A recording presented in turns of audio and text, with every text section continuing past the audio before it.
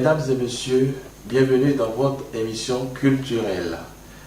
Culturelle de ce soir ou de ce matin ou à l'heure que vous nous recevez, nous recevons pour vous un roi, pas des moindres, dans cette ville, dans ce monde. Il n'est pas n'importe qui, c'est un grand quelqu'un. Et dans notre jargon, avant de venir voir quelqu'un, on doit courir le fond de Mika Huevio, da Mika Huevio, Ododabe, un tien. Oh. Maintenant pour finir, ce soir nous recevons pour vous Dada Adilopo Podjayi Zumfa Sek. Il est chef supérieur traditionnel de l'arrondissement de Ouédémé dans la commune de Glazoué. Bonsoir chef. Bonsoir. Soyez les bienvenus. Merci. C'est votre télévision Tata Média Bénin qui vous reçoit cet après-midi. Merci pour le fait de me recevoir ce soir. Pouvez-vous mieux vous présenter à nos auditeurs pour qu'ils vous comprennent mieux? Oui. Selon la loi sur la chefferie supérieure de 2025, j'ai été autorisé la majesté de la chefferie supérieure de Ouédémé dans la commune de Glazoué sous le nom Dada Adilopo Podjayi Zumfa Sek. Je suis le 5e roi de Ouédémé. Voilà qui a introduit le roi. Nous allons mieux connaître. Et le sujet sur lequel nous allons débattre ce soir n'est pas un grand sujet. Aujourd'hui, nous voyons les rois. Aujourd'hui, dans le monde, les rois ont 5 femmes, 10 femmes, 15 femmes. D'autres vont même jusqu'à 100, 200 dans le passé. Mais pourquoi tout ceci? Pourquoi autant de femmes? Pourquoi autant de personnes que le roi a besoin à lui seul, alors que d'autres en ont besoin de ces femmes aussi? Nous voulons comprendre mieux pourquoi ceci a eu lieu. C'est pour cela que nous sommes là ce soir. Merci. Les rois ont plusieurs femmes. C'est pas une volonté. Et une partie est de la tradition et une partie est volontaire. Et c'est sur 2 plans. Et c'est pour les valeurs matérielles et immatérielles. Et après ça, il y a les totems. Pour les valeurs matérielles et immatérielles, dans l'ancien temps, comme vous connaissez, le roi gère tous les sujets qui sont sous sa chefferie. Alors, pour une lutte où le roi doit avoir des soldats pour conquérir d'autres contrées, il faut des bras valides. Alors, pour avoir des bras valides, il y a des familles qui sont courageuses, il y a des familles qui ne sont pas courageuses. Alors, le roi, s'il a une seule femme, ou cette femme est issue d'une famille et qu'il n'a pas de courage, ses enfants seront plus ou moins non courageux ou courageux. Alors, le roi est obligé d'avoir plusieurs femmes pour avoir plusieurs ethnies. Les enfants vont issus d'une plusieurs ethnies, plusieurs familles, ce qui fait qu'il y a une concurrence. Et si le roi a plusieurs femmes, c'est-à-dire les belles familles, la belle famille, les beaux-frères, tout ça là font partie des gens qui vont défendre le roi en question d'attaque. Parce que tu ne peux pas avoir un beau qui est roi et il y a une guerre ou il y a quelque chose où tu ne peux pas le défendre. Donc ces familles font partie d'office des soldats qui doivent défendre le roi. Dans l'ancien temps, les rois ne sont pas allés à l'école, c'est le champ. Et alors quand tu as plusieurs femmes, toutes ces femmes avec leurs enfants vont t'accompagner au champ. Si tu es un roi et tu as une femme et qu'on amène des problèmes de polygamie et que tu n'as pas l'expérience, tu peux gérer ça comment? Alors, le roi, non seulement qu'il doit avoir plusieurs femmes pour aller au champ avec les enfants, il doit avoir l'expérience de la polygamie. Tout ça là fait partie des valeurs matérielles et immatérielles. Alors, il y a une concurrence aussi entre les enfants. Et pour la succession du trône, si le roi a une femme qui a fait que des filles, par exemple, et pour la succession du trône, qui peut prendre le trône de son père, alors le roi est obligé d'avoir plusieurs femmes, il fait beaucoup d'enfants, pour avoir des gens dignes pour la succession. Et socialement encore, si le roi qui a une femme, il n'aide pas la population.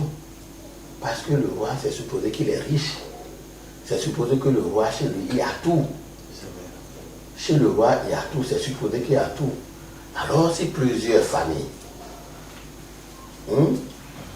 qui veut cet honneur, donne les enfants. Et par rapport à ça, le roi peut aider toutes ces familles. Parce que quand les gens vont dans le champ du roi, il y a des greniers, à un moment donné, le roi déclare que telle famille peut aller chercher ce qu'ils vont manger, ainsi de suite. Donc, c'est supposé que c'est une famille noble. Et une famille noble, il faut qu'on mélange ce sang de la famille noble dans les autres familles et dans les autres ethnies. Quand nous venons au totem, pour l'habillement du roi, une femme s'occupe de l'habillement du roi. Pour les sorties du roi, une femme s'occupe de la sortie du roi. Il y a une femme qui s'occupe de ce que le roi doit manger. Ce que le roi doit manger, c'est une seule femme et souvent c'est les premières femmes. Et si le roi avait une seule femme et que ça arrivait que cette femme est en menstru,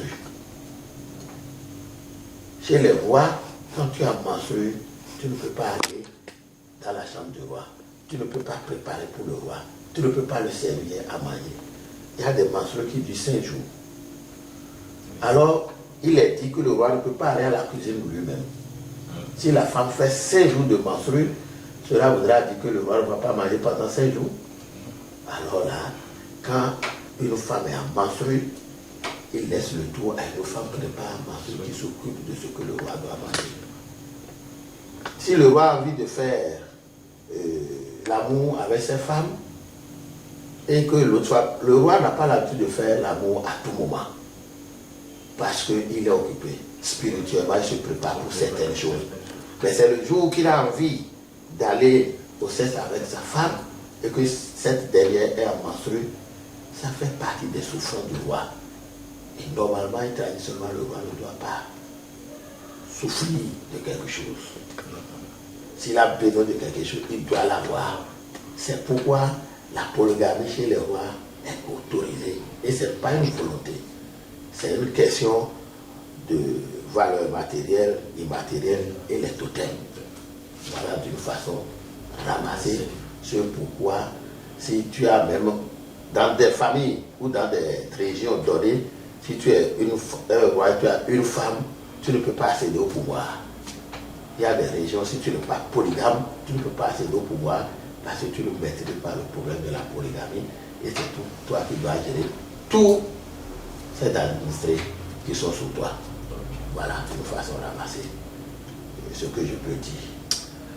Voilà qui est bien dit, chers fidèles téléspectateurs, de ce que le roi a plusieurs femmes et comment comprendre que le roi a plusieurs femmes. Notre roi vient de nous décrire un peu pourquoi le roi a plusieurs femmes. Mais vous savez, aujourd'hui, nous voulons comprendre mieux. Et aujourd'hui, on dit chez nous, la femme est femme. Et le roi qui a plusieurs femmes autour de lui, les femmes, vous connaissez bien les femmes aujourd'hui, la jalousie, tout ceci se trouve. Comment le roi gère tout ceci? Et merci beaucoup. Et dans la tradition, et jusqu'à aujourd'hui, il y a le pouvoir ou le pouvoir spirituel. Si tu es la femme du roi, tu ne peux pas être jalouse. Parce que déjà, que tu as marié le monsieur avant qu'il ne soit roi, tu sais que les femmes vont se multiplier. Alors là, si tu es jaloux, le roi doit tout faire pour te maîtriser. Et c'est le pouvoir spirituel. Excusez-moi si je dis que les femmes du roi doivent être des bêtes, c'est trop dit. Mais les femmes du roi, ou même les enfants du roi, doivent accepter tout ce que le roi dit. C'est un pouvoir, c'est le pouvoir. Le roi ne parle pas, on discute. Donc tu es une femme du roi, tu dois te soumettre. Il n'y a pas la jalousie. Parce que tu peux voir le roi pendant 2 mois sans le voir. Et vous serez dans la même clôture. Tu vas faire 2 mois sans voir le roi. Tu fais la jalousie par rapport à quoi? Voilà, d'une façon ramassée. Il n'y a pas de jalousie chez un roi. Ok. Et je veux mieux comprendre. Vous savez, aujourd'hui, on parle de royauté. La royauté, à l'époque, c'était bien, mais aujourd'hui, ça a évolué.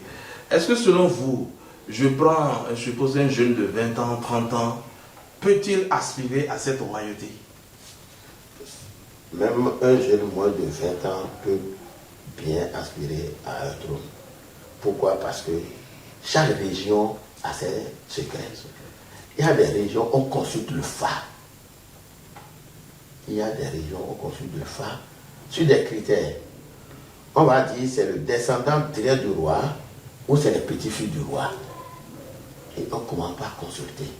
Si le phare choisit même quelqu'un qui a 5 ans, il prend le trône, on peut lui donner un régent qui fait les formalités et les donner on lui revient. Il y a des régions où ce n'est pas critère. Mais chez nous, en milieu mari, de façon générale, c'est le phare qu'on consulte. Si le phare prend quelqu'un, on ne regarde pas l'âge. C'est le phare qu'on consulte chez nous, en milieu mari. Voilà. Ok. Excusez-moi, je vais poser des questions pour que les gens sachent que Ada est ici dans la commune de Parakou. Il travaille ici dans la commune de Parakou. Et comme vous l'avez entendu, il est le chef traditionnel au Wedeme, dans le village de Wedeme à Glazoué. Est-ce que Da peut nous donner, est-ce que quelqu'un veut là, quelqu'un est là maintenant, la personne a envie de consulter peut-être le phare, est-ce que Da est dans mesure de nous satisfaire? Non, en réalité, le roi n'est pas un bouconon. Mais dans un couloir, le roi a son bouconon. Quand le roi dort, et puis comment il a dormi le matin, très tôt, il appelle son bouconon, il consulte. Si le roi a des cérémonies où le roi doit faire des actions, il consulte le phare par le biais du bouconon. Le palais doit avoir un bouconon. Le roi n'est pas obligatoire d'avoir quelqu'un qui va consulter le phare lui-même. Voilà. Ok, d'accord. Voilà qui est bien dit, le roi a son bouconon dans son palais qui consulte pour lui et qui consulte tous les effets qu'il faut. Fidèles spectateurs, vous avez entendu de bien loin en l'âge comment le roi se porte avec ses femmes. Aucune femme du roi ne peut faire la jalousie. Les enfants également ne peuvent être jaloux. Donc le roi a son temps. Si une femme n'est pas disponible, l'autre est disponible pour faire quoi que ce soit pour le roi. C'est pourquoi c'est de la vraie spiritualité, la royauté en Afrique. Fidèles, ce n'est pas terminé. Nous allons donner un dernier mot au roi et il va nous donner un dernier mot pour clôturer cette séance. Et retenez que nous allons revenir encore sur d'autres sujets pour approfondir cette information avec notre Da. Il va nous expliquer d'autres choses sur d'autres sujets que nous allons revenir très bientôt.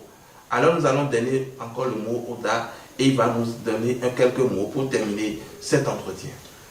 Je vous remercie beaucoup et je voudrais que de temps en temps on échange sur ces sujets parce que la religion que les Blancs nous ont amené, le christianisme, est en train de tuer la royauté. Et nous félicitons et nous disons merci. Nous disons merci au président de la République, Patrice Talon, qui a su bien compris qu'aujourd'hui, la royauté n'est plus des choses qu'il faut s'amuser avec. C'est pourquoi aujourd'hui nous avons une loi sur la chefferie supérieure et la religion, nos religions ont commencé par prendre le pas sur le christianisme céleste. Les gens pensent que quand on dit roi, souvent les gens disent que le roi Déjà, on te dit, ouais, tout le monde a peur de toi parce que c'est de la sorcellerie. C'est faux. C'est faux. Mais le roi est le patron de tous les vaudous et les cultes qui sont sur sa terre. Alors, nous sommes en train de faire les recherches pour maîtriser nous-mêmes nos divinités, qui aujourd'hui, on ne peut pas s'amuser avec. Pour finir, nous allons dire, et nous prions les mâles de nos ancêtres de faire l'effort pour que les enfants et nos progénitures puissent comprendre ce que c'est que la royauté, ce que c'est que la chefferie supérieure, ce que c'est que les cultes de chez nous. Parce que le christianisme, hélas, le christianisme ne peut pas dominer ce que nous sommes venus voir. Voilà. D'accord. Merci, téléspectateur. Le DA vient de dire ce qui est dit. La royauté africaine, nos traditions, nos ancêtres nous ont appris, nous devons tout faire pour les maîtriser.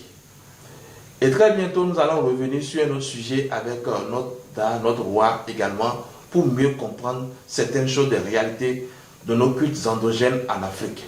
Nous remercions la population, nous remercions le président d'Arabie Riyad Wadaï pour ce qu'il est en train de faire pour la culture et les traditions béninoises. À très bientôt sur votre émission culturelle.